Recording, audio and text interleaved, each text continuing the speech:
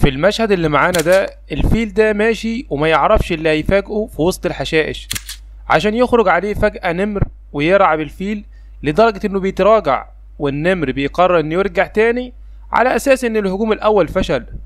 والنمر مش بيسكت لحد كده، لا ده بيعيد الهجوم كل شوية عشان يقدر يلاقي الفرصة المناسبة اللي يقدر من خلالها يحصل على وجبة.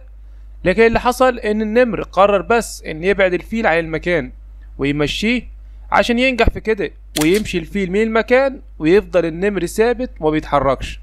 اما في المشهد ده بنشوف الدنيا هادية تمام ومفيش حاجة، لكن اللي بيحصل ان في قناص قاعد في وسط الحشائش مستني الفرصة المناسبة عشان يختار الفريسة المناسبة.